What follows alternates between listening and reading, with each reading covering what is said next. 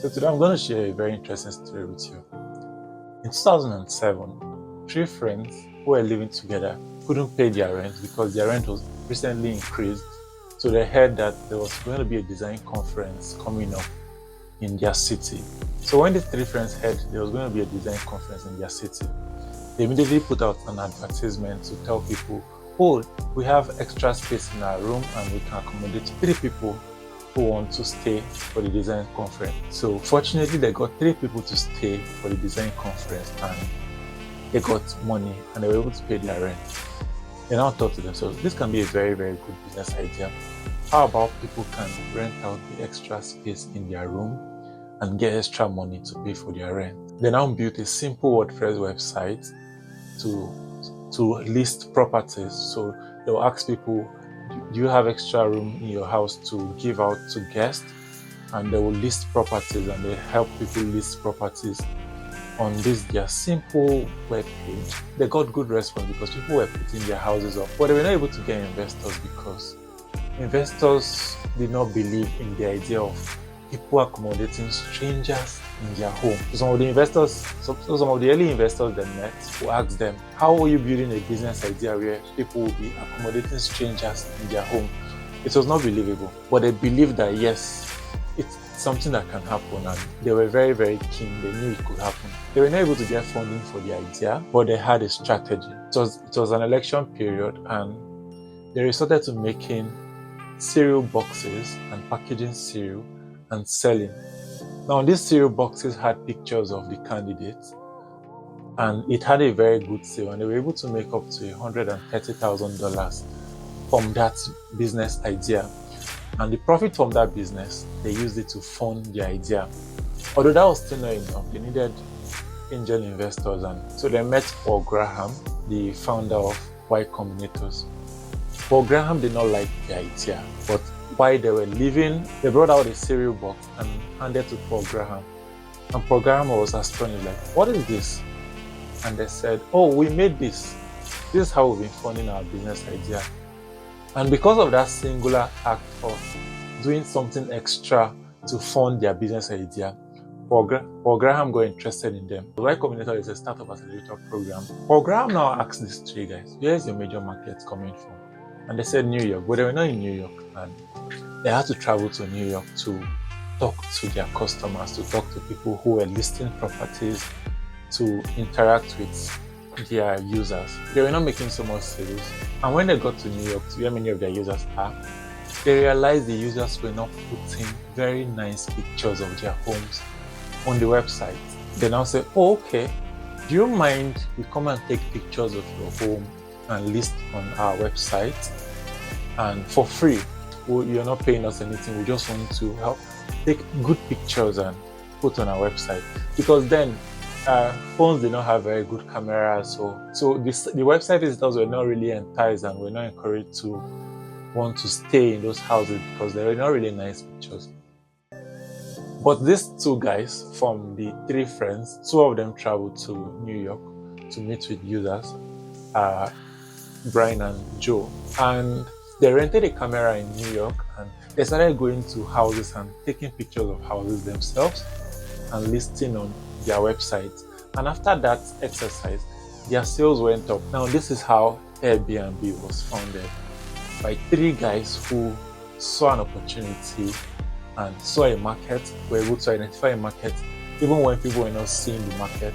They talked to many investors. Many investors were not buying their idea because it was unbelievable that people would admit strangers into their home. Did I face challenges in this business idea? Yes, they faced a whole lot of challenges. One of the challenges they faced was they were getting customers only when there was a major event. So when there was going to be an Olympic, when there was going to be a conference, that was the only time they were getting bookings. And they had to do a whole lot of brainstorming. One of the founders shared the story himself, how 3 of them stayed in the same house. They will wake up the same time. They will work all day, sleep almost the same time, wake up the next morning.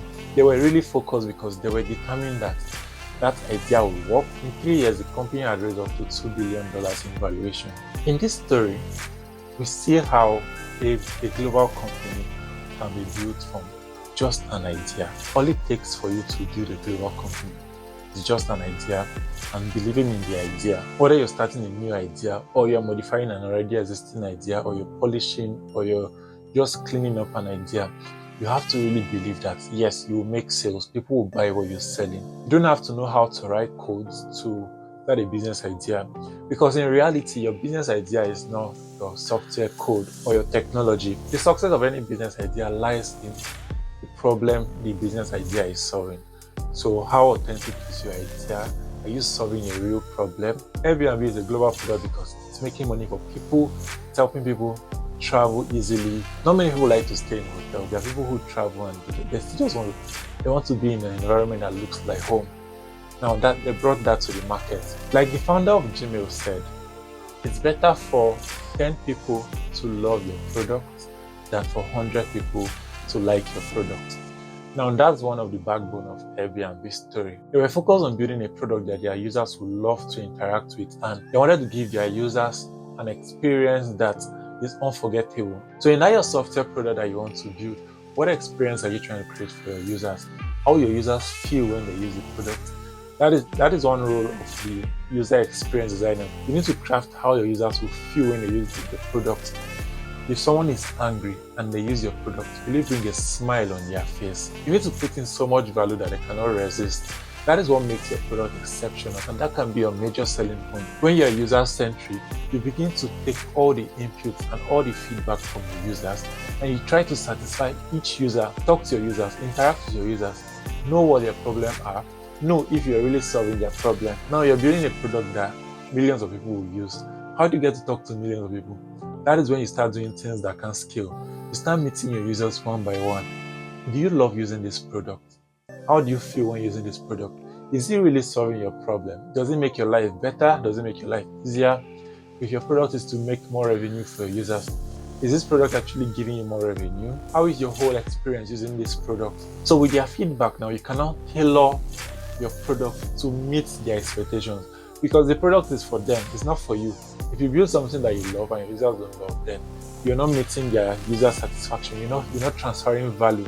It's only be valuable to your users if they feel good using the product, if they are happy and they love using your product. How do you react when people don't believe in your idea? You just dump the idea. You pitch to investors, they'll tell you that this thing cannot work. But if you believe in your idea, you know that yes, it can work, and irrespective of their response, you will continue working on what you're working on. If you don't get investors to invest in your product, how else can you raise capital? You need to be very creative on how you can raise capital, even if people don't invest in your idea. People like to accept the success, and many of the people who are investing in Airbnb now, they started investing when Airbnb had revenue, had good valuation. The time Airbnb was not having good valuation, they were not having much investors. But when they started pulling traction, when they started having good market value, people started investing in them. In the product that you're building, there are many people who are not believing your idea now, but will later invest because they want to see results. They want something they can hold on to. One lesson I also want you to learn from this Airbnb story is launch your product fast. Don't wait till you build the perfect product before you launch into the market. There are many people who are not launching their product because they want to build a very, very perfect product, and your users will always determine how good your product will be. We see big companies today still releasing updates because there's no perfect product. So launch your product fast, build your MVP and launch it to the market fast. Start talking to users, use their feedback to make iterations, and you keep building, because your users will always give you feedback. So you keep building. There are many people today who have not launched their product because they want to build a perfect product. Another lesson to learn from the Airbnb story: you should be mindful of what your users love. You should take your users' feedback very personal, because you're building a product for your users. These are people who determine the success of the product.